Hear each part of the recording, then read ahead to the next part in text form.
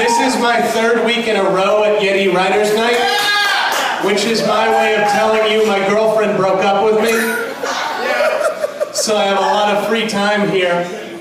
I was talking to a guy who was giving me unwanted women advice, and I thought, all right, I'll go with it. And I said, hey man, what do women like? And he said, cocaine! So what I'm saying is, ladies, I've bought a lot of cocaine. So if anyone here wants to fuck their life up with me later, I'll meet you just here. I'll be the guy getting down from a mediocre comedy set. Have to be a lady. Oh, you're heckling a lot of people tonight. That's fun. Oh, Jesus Christ. My breakup coincided with a lot of great shows being released on Netflix, though, so I feel like it was destiny. Like, oh man, I was in love. Oh, Flash Season 2? Never mind. This is way better than love. Let's skip over all these shitty jokes. Does anyone here ever tell the truth when someone asks them how they're doing? What are you, a lunatic? You can't just say how you're really feeling. Is anyone here ever fine when they say they're fine? No. This is me having a little bit of a breakdown. You guys look like you're doing great. This guy aggressively holding this girl's hand. I'm fine, everything's fine here. She'd never leave me because she can't get out of my grip.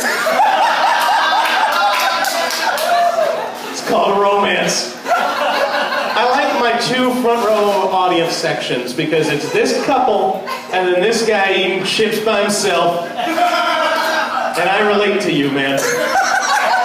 You were just eating chips solo and a comedy show formed around you. Let's do another joke. So, do you ever look at your notes and not know what you were thinking? Because I have a note for a joke that just says, sex cake. So, there you go, ladies.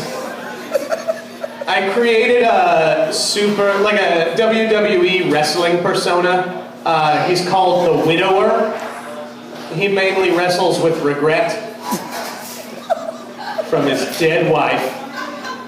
I wrote this as a joke in a comedy set. You ever get broken up with and write a bunch of new jokes and think, these are dark but edgy, and then in the next morning you look at them and think, oh, I wrote a suicide note. I can't perform this, but then you do anyway, because it's the Yeti. Let's keep going here. Oh, good, we're filming. Okay. Let me tell you about the first time I ever got a hand job. Anybody in here getting their first hand job right now? Good for you, Katie. I got my first of all, even like an experienced hand job is not like a 8 out of 10. But your first hand job is the worst thing you ever get. Because it's someone who's never touched a dick trying real hard. So I was young, I was getting my first hand job, I was excited to have my penis be touched. But I rapidly realized there turns out, a wrong way to do it. So I don't know if you guys know what the word edging means. It's where you keep almost coming and you don't. Well, she was doing that to me by accident because she kept getting tired. And so, about 45 minutes into the hand job, yeah, you heard right, 45 minutes, I started to think, oh, I'm going to come just out of spite. And I looked down at my dick to see what the hell was going on down there. And I don't know if you realize this, but when you almost come and then don't, you build up like 5 orgasms worth of semen. You guys will find out. And I looked down, and it turned out I was looking my dick directly in the eye. And I know that because I came in my own eye. Now, I wasn't in New York for 9/11. But I know how they felt. So I do have a terrible event that has defined my entire adulthood.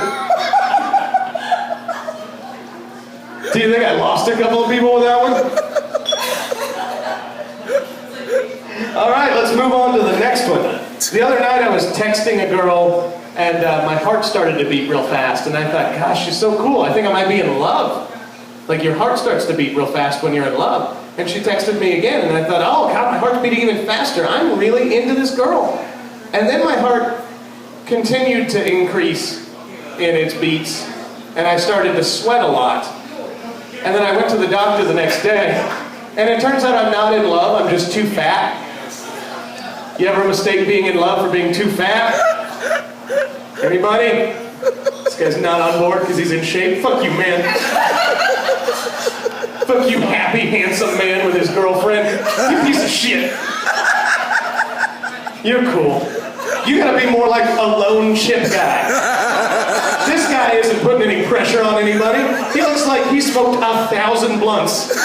And this is as far into the building as he could get before he collapsed. This is my night. I'm front row guy. Are you doing comedy? I don't know. He's not even aware I'm talking to him right now. Let go of her hands, you monster. We get it. You're into each other, Jesus. Hey guys, welcome to a comedy set. It's going really well. So, I smoke a tobacco pipe because I misunderstood what people meant when they said women look for a father figure. I overshot it and became a grandfather figure. Turns out women aren't trying to fuck grandpa. They just want me to dispense advice to them. It's weird being single in your 30s because being single in your 20s was all about lying to women, and I got pretty good at it. My opening line with women was, I love you. You can't really go anywhere from there. Now I hit on women in their 30s like me, and it's much more casual. I walk up to them and I say, hey, tell me about your cats. Oh, you've got one that's like the shy one? Tell me about the shy one. People here are reluctant to laugh because they're worried about their cats at home right now. You don't have to worry about it. You go, oh, you stopped holding hands. Guys, I'm breaking them up. Guys, I'm ruining their relationship. This dude's crawling over the bar. You need to calm down, sir. Let's see if any of these other jokes make any fucking sense. So when I was in college, I got locked out of my Bursar account. Yeah, these are segues, you guys. And I couldn't figure out my own password because my security question for my password was, what is your favorite sport? And that was a very hard question for me to answer. So I inputted every sport I could think of. And then after I had typed in both of those, I Googled other sports, and none of them were right. So I called the Bursar account, and they unlocked it for me. And I said, hey man, out of curiosity, what is my favorite sport? And he looked it up, and then he got real quiet for a minute.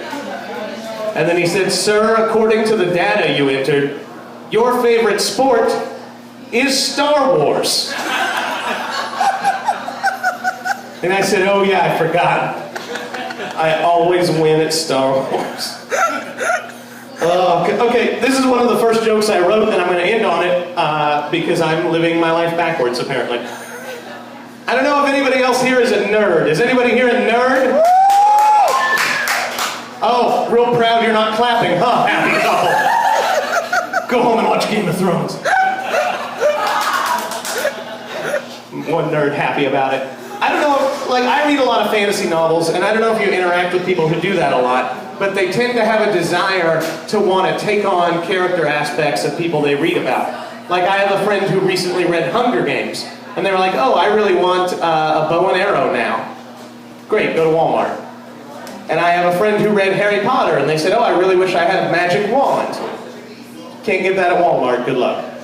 But I identify with that because I recently read Game of Thrones, and ever since I finished that, I've really started to want a sister. It's about fucking. My name's Ryan Green, I'm an only child, thank you.